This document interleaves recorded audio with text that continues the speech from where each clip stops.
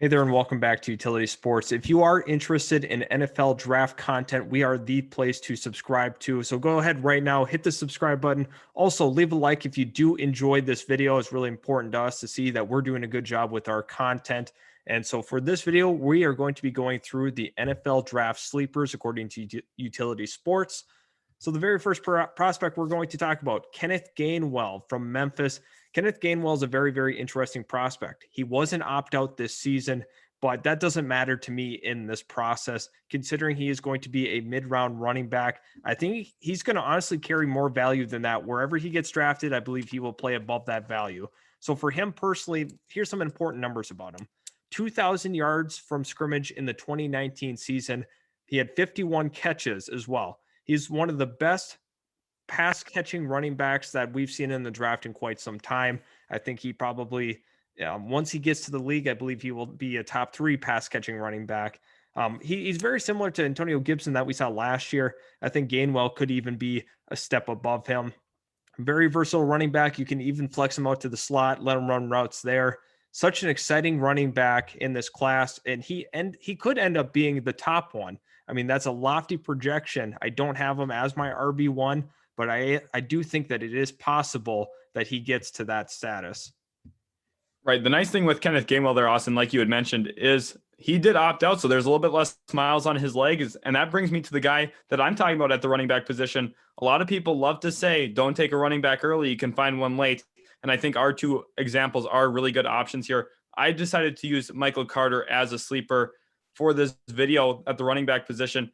And he split a lot of time with Javonte Williams at that running back position the last few years for UNC. But that did not halt his production. He rushed for over 1,200 yards this past year on only 150 carries. That's good for an 8 yards per carry average as a runner of the football. Also caught 25 passes. He's someone who's going to be very, very good in between the tackles. He's compact. He runs a little bit like a bowling ball in a lot of ways. And I think he's going to be a very nice running back from a pure standpoint, a little bit different than what Kenneth Gainwell is as a pass catcher. But Michael Carter is going to come in, be really good out of single back formations. And I also think quality runner in between the tackles out of the gun as well.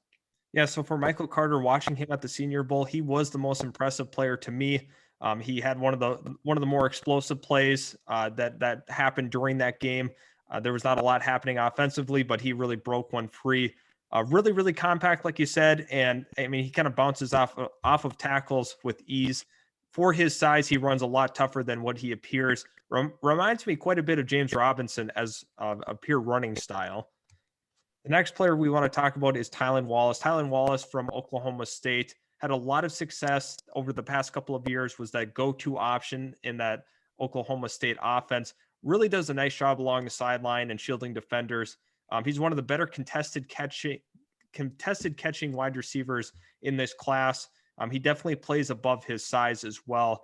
I definitely think that this is going to be a mid-round player that makes a big impact in an offense, and I'm really excited to see him in a pro-style offense as well.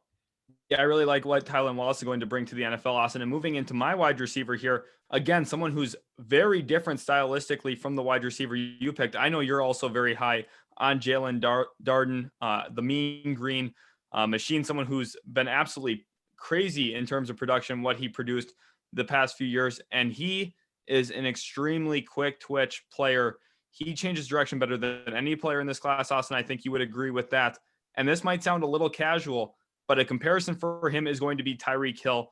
Watching him, put the film on if you haven't already. Jabril Darden moves like Tyreek Hill moves. He changes direction extremely well. He's very quick on his feet. He goes left to right and right to left better than any player I've maybe ever seen coming out of college. And I think he's going to be a very fun weapon in the NFL. I think this is a player that's being very slept on. Now, he's a little bit smaller, 5'9". He's not going to give you those physical assets you're looking for on the outside, but from a standpoint of what his athleticism is, how quick he is with the ball in his hands, he's going to be a very fun weapon for an NFL team. Yeah, I mean, something to mention about him, over 19 yards a catch there. Really impressive numbers. Obviously, he had the production to match the physical traits that he has from a speed standpoint, great acceleration, definitely has the ability to make guys miss, is the most explosive wide receiver in this entire class. the one limiting factor for him is his 5'9" frame, but I don't think that's a reason really to shy away from taking the ultimate playmaker in this class.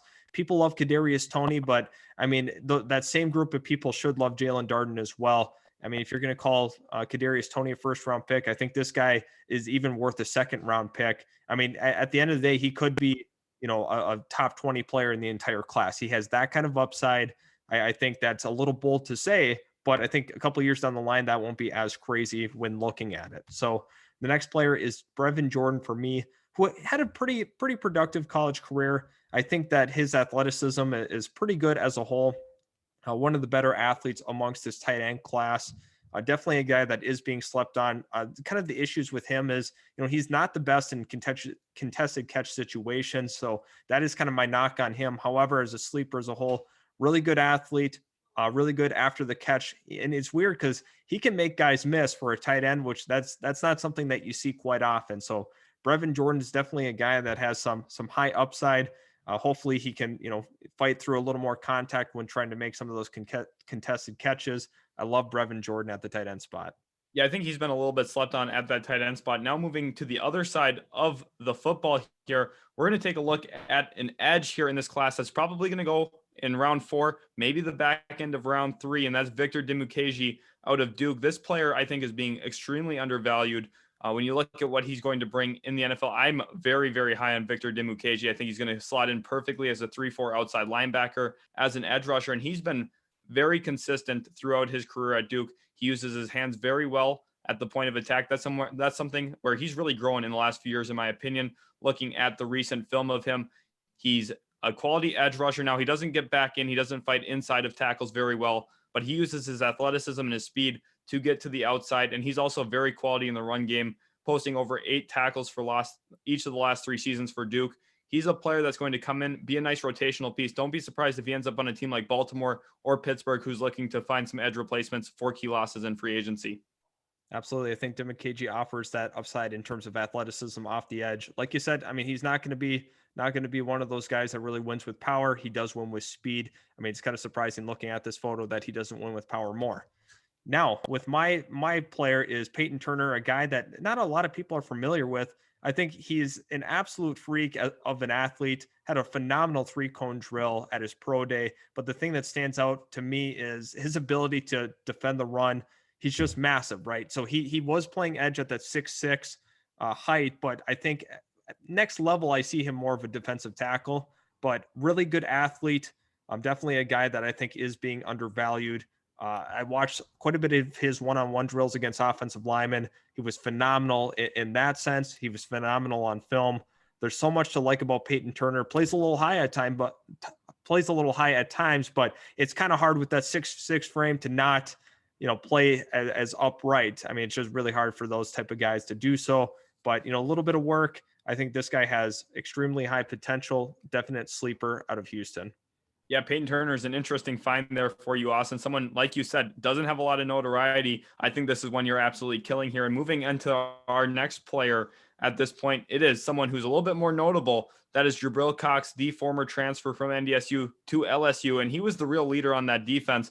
And don't be surprised if on draft night, a team even announced him as a safety. I think he's got that level of versatility where he could go play in the back end of a secondary, honestly. But I think the best fit for him is at linebacker. He's going to be extremely, extremely, extremely good in pass coverage at that position. I kind of liken him to Eric Kendricks, what we've seen out of him for the Minnesota Vikings the past few years. And that's a high praise for Jabril Cox, comparing him to someone who is an all-pro level player at that linebacker position. But I think that's the type of versatility he's going to bring into the NFL. Remember how much of the NFL is about passing, using the running backs, finding mismatches. Jabril Cox is going to be a Swiss Army knife for answering the call on that side of the football. You need to have someone who can cover running backs out in space, match up with tight ends, maybe even match up with slot wide receivers. That's the type of versatility we're seeing with Jabril Cox. I love what he brings out of LSU. Absolutely. Jabril Cox, the true leader of that defense. He did not have a lot around him this season. However, one of the best pass cover linebackers in the class, if not the best. I think he does have that kind of that ability on passing plays. Definitely does a really good job mirroring tight ends, sometimes even slot wide receivers, which is really impressive. Like you said, he could be a box safety for some teams. It's just a question of, is he athletic enough to do so? I think the answer to that is yes. But Jabril Cox struggles a little bit against the run. Sometimes kind of gets flushed out of that. Watched a lot of LSU this year, but he was a true leader on that defense and a big time playmaker. And now that moves on to another guy that's really exciting to me, Paris Ford. I'm not in love with a lot of the safeties in this year's class. I think Paris Ford is the hardest hitting safety in the entire class. Super explosive at contact point. I love Paris Ford in that sense. I think it was his 2019 campaign, he had 90 tackles from that safety spot, which is really impressive. The Pittsburgh Panthers, were obviously missing him this year. He was an opt-out, but Paris Ford, really impressive in that sense. Definitely offers some upside in that sense. I think he will be a box safety at the next level. Phenomenal tackler, big time, big power hitter in that for the Pittsburgh Panthers. And I think that is going to bring us to our next one, Kelvin Joseph. I know you like him out of Kentucky. Yeah, I really love Kelvin Joseph, and I think he's a player that a lot of guys are a little separated on at this point. I think the potential is there for him. He's not going to be ready year one. Don't get me wrong. I don't think he can be an outside starting cornerback in year one. I think he struggles with route recognition at this point. I think he's a little lucky with some of his production at Kentucky based on ball placement from quarterbacks, but I think he's got all the tools that you need to grow into a cornerback one for an NFL team. He's got good frame at 6'1". He's got very good length, and he is a playmaker when the ball's in his hands, or when the ball's in the air, rather. I think he's got the requisite ball skills to play the position. Now the question for him is, can he put it all together mentally at that position to figure out how to effectively cover wide receivers? He especially struggled with stop routes and curls and comebacks at the college level. I think a little bit of time to grow in those areas would leave him in a situation where he could be a very good starting cornerback year two of his career. Yeah, he was a transfer from LSU, obviously had some issues there in Baton Rouge, but Kelvin Joseph, tremendous upside. There are some teams that are a little afraid to take him. They say, big time character concerns. So you kind of wonder with the whole transferring thing and hearing this from some teams, could that, ultimately translate to a fall? Very possible. He could be a big time steal in the NFL draft. Thank you guys so much for watching today's video. Hopefully you did enjoy the content here. Let us know who your sleepers are in the 2021 NFL draft. We would love to hear your guys' input. Also, don't forget to come to our Thursday live stream and our Friday live stream for the NFL draft. We are looking forward to hearing from you guys and bringing some more great content. Thanks again all for the support, and we'll catch you in the very next video.